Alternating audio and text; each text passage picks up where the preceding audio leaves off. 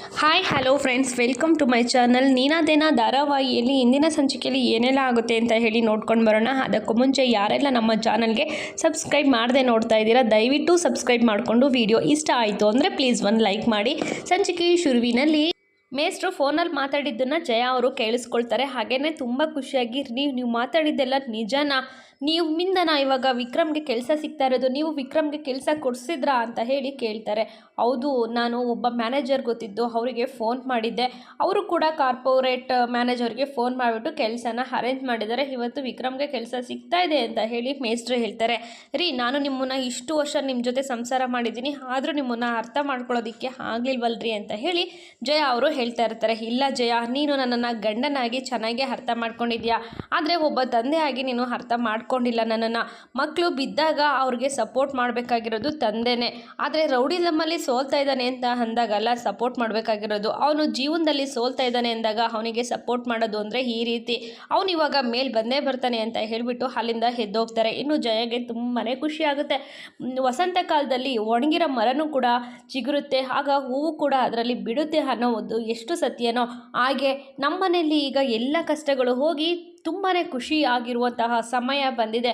ನಮ್ಮ ಮನೇಲಿ ಈಗ ಎಲ್ಲನೂ ಒಳ್ಳೇದಾಗುತ್ತೆ ಅಂತ ಹೇಳಿ ಜಯ ತುಂಬಾ ಖುಷಿ ಪಡ್ತಾ ಇರ್ತಾರೆ. ಇನ್ನೊಂದು ಕಡೆ ವಿಕ್ರಮ್ ಮತ್ತು ವೇದ ಇಬ್ಬರೂ ಕೂಡ ಜ್ಯೂಸ್ ಕುಡಿಯೋದಕ್ಕೆ ಅಂತ ಹೋಗ್ತಾ ಇರ್ತಾರೆ. ವಿಕ್ರಮ್, ಇವತ್ತು ನನಗೆ ತುಂಬಾ ಖುಷಿ ಆಗ್ತಾ ಇದೆ ಗುಂಡ, ನಾನು ನಮ್ಮ ಅಪ್ಪನ ಮುಂದೆ ಹೋಗಿ ಮೀಸೆ ತಿರುವಿ ಹೇಳ್ತೀನಿ ಅಂತ ಹೇಳಿ ಮೀಸೆನ ಮುಟ್ಕೊಳ್ತಾಳೆ. ಅಯ್ಯೋ, ನನಗೆ ಮೀಸೆನೇ ಇಲ್ಲ ಅಲ್ವಾ ಅಂತ ಹೇಳಿ ವೇದ ಹೇಳ್ತಾಳೆ.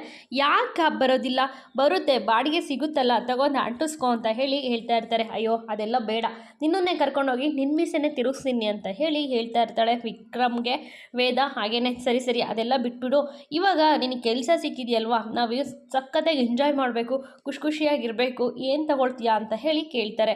ಆಗ ಜ್ಯೂಸ್ ತಗೊಳ್ಳೋಣ ಅಂತ ಹೇಳಿ 2 ಜ್ಯೂಸ್ಗೆ ಹೇಳ್ತಾರೆ. 2 ಜ್ಯೂಸನ್ನು ತಂದು ಕೊಟ್ಟ ತಕ್ಷಣವೇ ಇಬ್ಬರು ಕೂಡ ಒಬ್ರಿಗೊಬ್ರು ಲುಕ್ಕನ್ನು ಎಕ್ಸ್ಚೇಂಜ್ ಮಾಡಿಕೊಂಡು ಕುಡಿತಾ ಇರ್ತಾರೆ.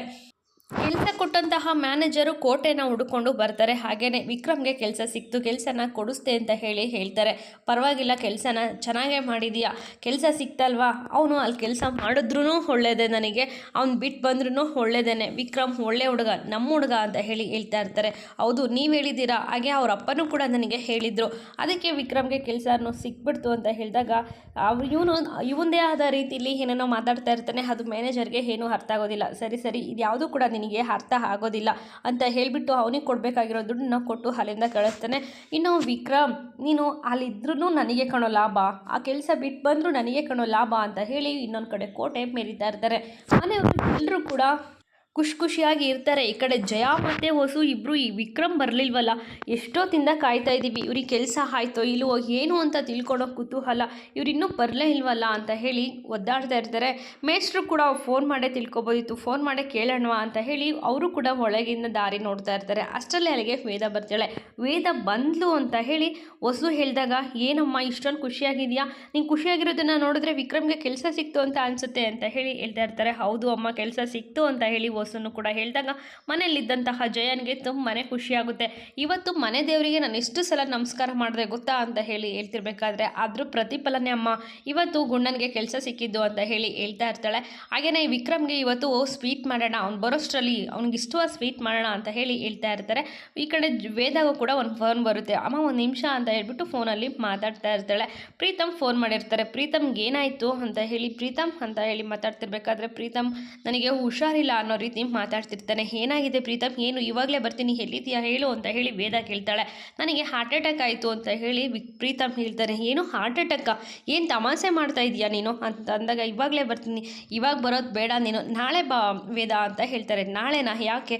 ಹೌದು, ನಾನು ಒಂದು ಹುಡುಗಿನ ಪ್ರೀತಿ ಮಾಡ್ತಾ ಇದ್ದೀನಿ, ಅವಳು ಅಡ್ಗೋಡೆ ಮೇಲೆ ದೀಪ ಇಟ್ಟೋಳ ಥರ ಮಾತಾಡ್ತಾ ಇದ್ದಾಳೆ, ನೀನು ಬಂದು ಅವಳಿಗೆ ಸ್ವಲ್ಪ ಮಾತಾಡ್ತೀಯಾ ಅವಳ ಜೊತೆ ಅಂತ ಹೇಳಿದಾಗ, ಓ ಇದು ಹಾರ್ಟ್ ಅಟ್ಯಾಕ್ ಆಗೋ ವಿಷಯನ ಪ್ರೀತ, ಇದು ಖುಷಿ ಆಗೋವಂಥ ವಿಚಾರ, ನಿನಗೆ ನಿನ್ನ ಲೈಫಲ್ಲಿ ಒಳ್ಳೇದಾಗುತ್ತೆ ಅಂದರೆ ನಾನು ಏನು ಬೇಕಾದರೂ ಮಾಡ್ತೀನಿ ಅಂತ ಹೇಳಿ ಹೇಳ್ತಾ ಇರ್ತಾರೆ. ಹಾಗೆ ಅಷ್ಟು ಹೇಳ್ಬಿಟ್ಟು ಫೋನನ್ನು ಕಟ್ ಮಾಡ್ತಾರೆ.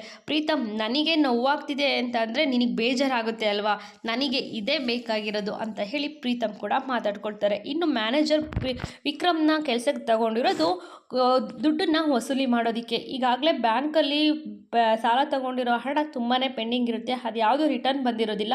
ವಿಕ್ರಮ್ನ ಕೆಲಸಕ್ಕೆ ತಗೊಂಡ್ರೆ ಎಲ್ಲ ಹಣನೂ ರಿಟರ್ನ್ ಬರುತ್ತೆ ಅನ್ನೋ ಒಂದು ಕಾರಣಕ್ಕೆ ಕೆಲಸಕ್ಕೆ ತಗೊಂಡಿರ್ತಾರೆ. ನಾಳೆಯಿಂದ ಇವನಿಗೆ ಆ ಕೆಲಸದ ಬೆಲೆ ಏನು ಅನ್ನೋದು ಗೊತ್ತಾಗುತ್ತೆ ಅಂತ ಹೇಳಿ ಮಾತಾಡ್ತಾ ಇರ್ತಾರೆ. ಹಾಗೆ ವಿಕ್ರಮ್ ಕೂಡ ಮನೆಗೆ ಬರ್ತಾನೆ. ಮನೇಲಿ ಕತ್ಲಾಗಿರುತ್ತೆ. ಏನು ಹೊರಗಡೆ ಎಲ್ಲರ ಮನೆಯಲ್ಲೂ ಬೆಳಕಿದೆ, ನಮ್ಮ ಮನೇಲಿ ಕತ್ಲಾಗಿದೆಯಲ್ಲ, ಫೀಸ್ ಗೀಸ್ ಏನಾದರೂ ಹೋಯ್ತಾ ಹೇಗೆ ಅಂತ ಹೇಳಿ ನೋಡಿಕೊಂಡು ನಿಧಾನವಾಗಿ ಒಳಗೆ ಬರ್ತಿರ್ತಾನೆ.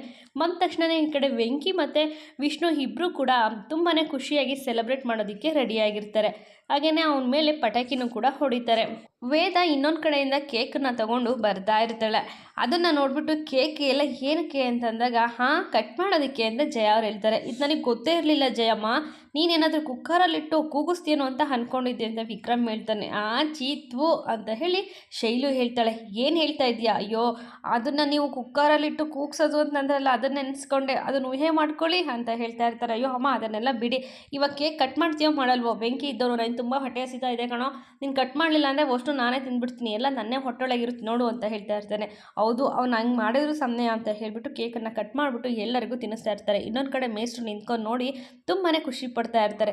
ಒಬ್ರಿಗೊಬ್ರು ಕೆಲಸ ಸಿಕ್ಕಿದೆ ಅಂತ ಹೇಳಿ ಎಲ್ಲ ಸಂತೋಷನ ಸೆಲೆಬ್ರೇಟ್ ಮಾಡ್ತಾ ಇರ್ತಾರೆ. ನಿನಗೆ ಕೆಲಸ ಸಿಗಬೇಕಿತ್ತು, ಸಿಕ್ಕಿದೆ, ನಮಗೆ ಸಂಭ್ರಮ ಬೇಕು, ಸಂಭ್ರಮನ ಸೆಲೆಬ್ರೇಟ್ ಮಾಡಬೇಕು ಅಂತ ಹೇಳಿ ವಸು ಹೇಳ್ತಾರೆ. ಇದೇ ರೀತಿ ಖುಷಿಯಾಗಿ ಕಾಲ ಕಳೀತಾ ಇರ್ತಾರೆ. ಇಲ್ಲಿಗೆ ಸಂಚಿಕೆ ಮುಕ್ತಾಯವಾಗುತ್ತದೆ. ಮುಂದಿನ ಸಂಚಿಕೆಯಲ್ಲಿ ಏನಾಗುತ್ತೆ ಅಂತ ತಪ್ಪದೇ ವೀಕ್ಷಿಸೋಣ. ಅಲ್ಲಿವರೆಗೂ take care and bye bye. Thank you for watching.